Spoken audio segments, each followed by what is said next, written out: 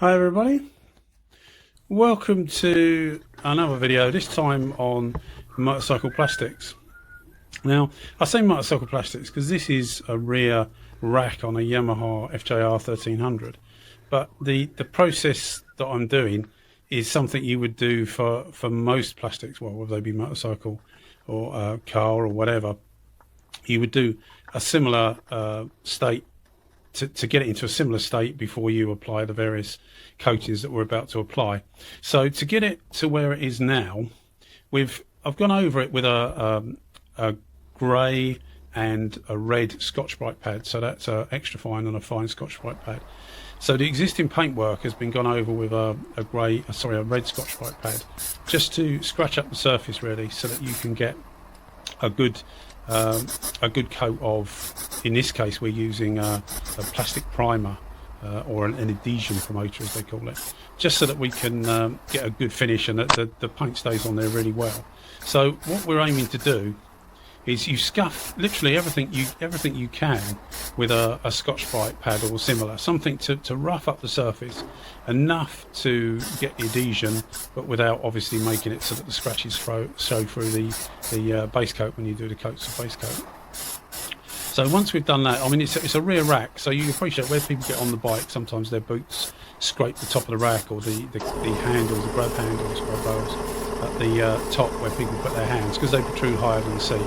Obviously you get the scratch marks, so we had to remove those. So we sanded those down and removed those, and as a consequence of that, it's inevitable you go through the colour into the white, in this case the white plastic underneath.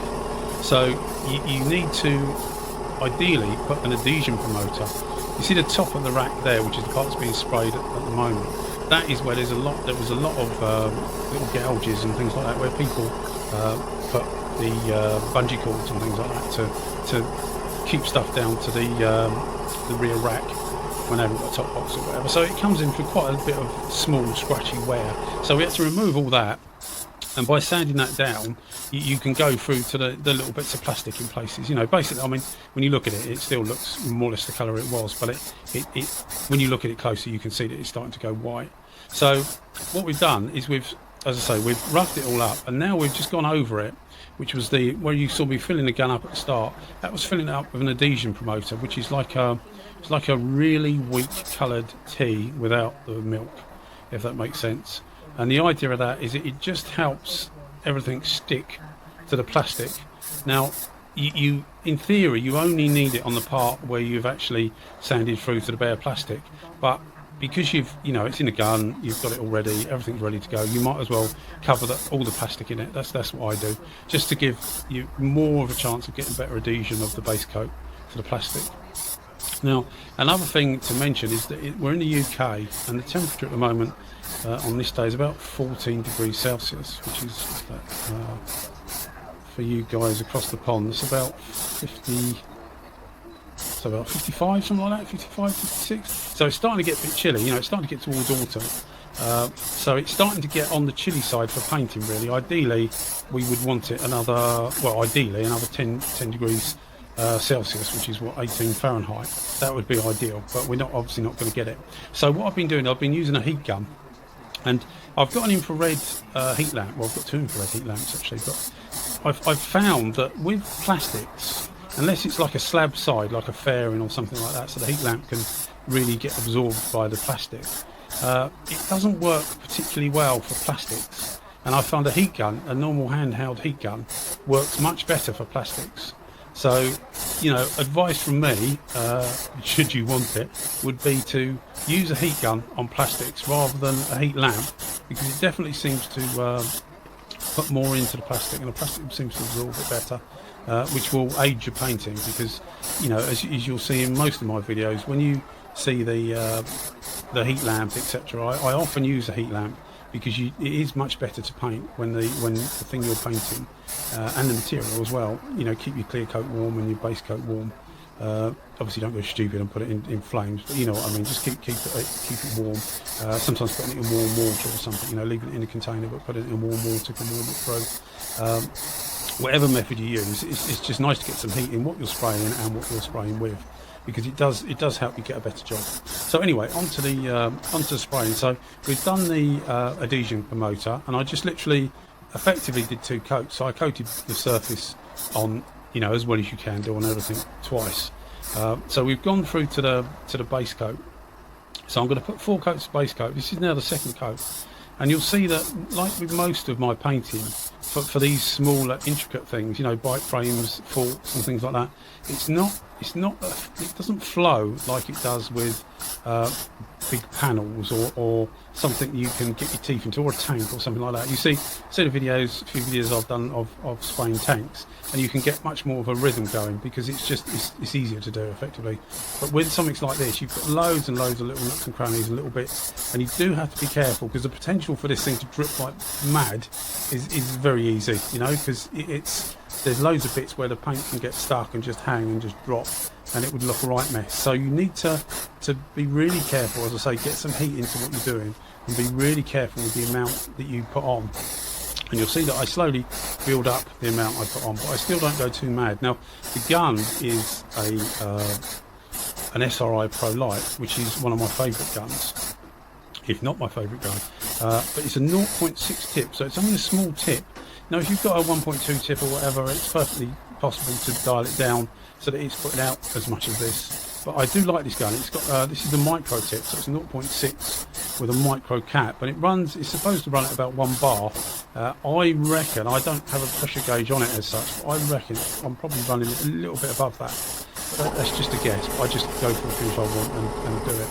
And if you want to cut this video short, because I'm rambling on, then there are some photos right at the end. I think 3 or 4 photos, I can't remember how many I put on.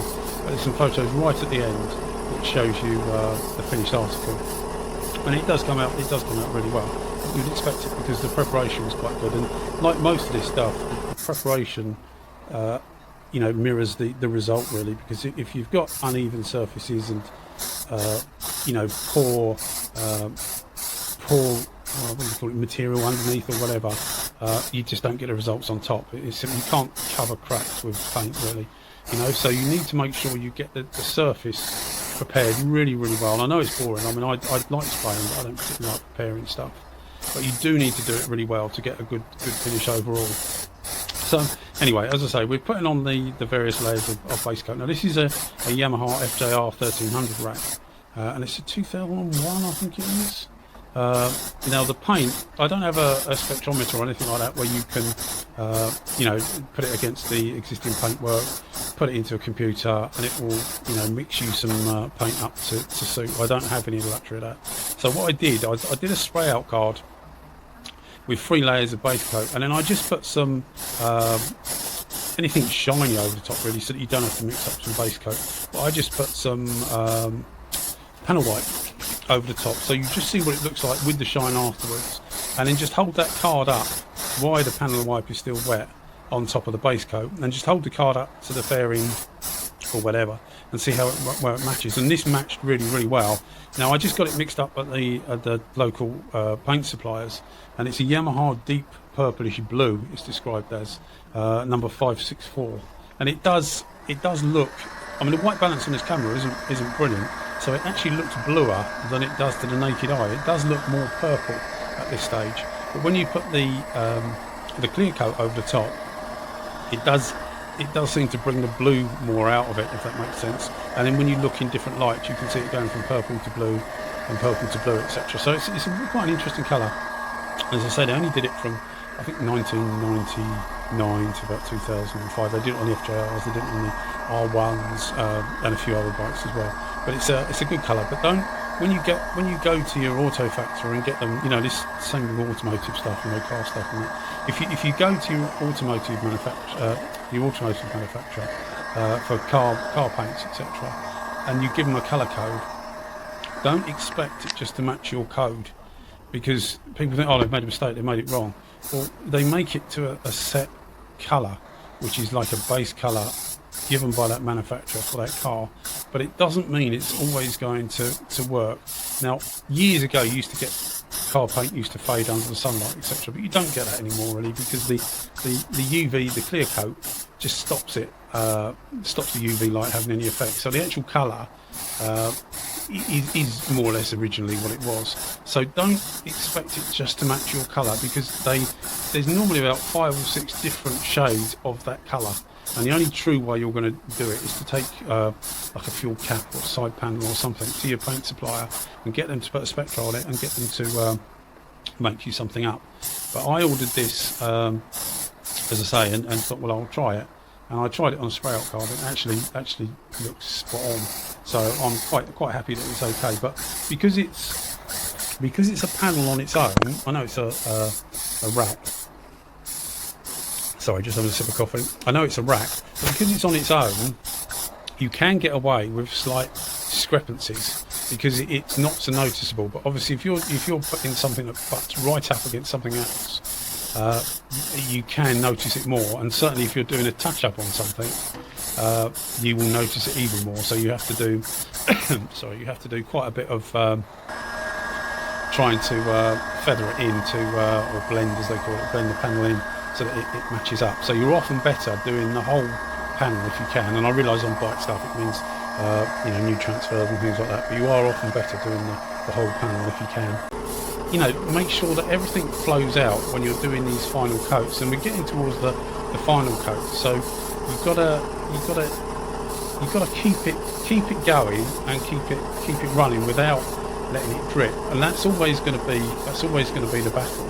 I had a guy, or 2 people actually, that put comments on the videos. I can't remember what videos it was, but they put comments on it, and they were saying that they were getting like drips from their parts. Yeah, not those sort of parts, but no, they were getting drips on the parts they were spraying. You know, what can they do to avoid that? And it's just purely the amount you're putting on. It's got to be the amount you're putting it on, plus the temperature, etc.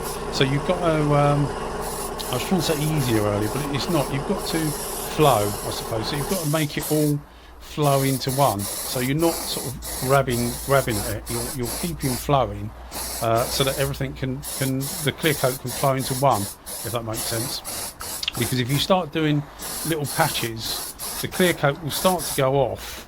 You know, even though it's not that hot, it will still start to go off before you come back to do the next bit, and then it just doesn't flow into each other, and it doesn't look right at all, really. So you have got to keep flowing with the clear coat, and keep an idea of where you've done and where you haven't done, so that you know to keep on top of it. With a flat panel or whatever, it's easy, isn't it? Well, I say it's easy.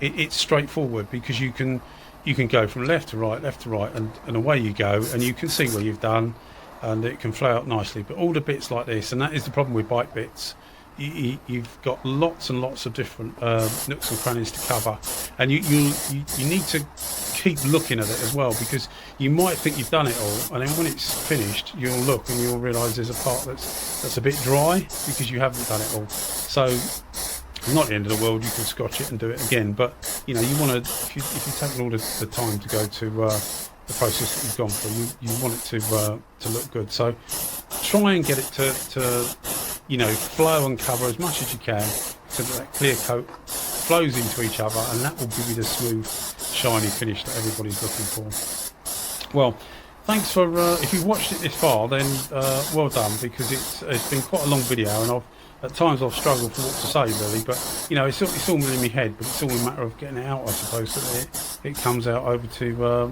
you guys, what I'm trying to say.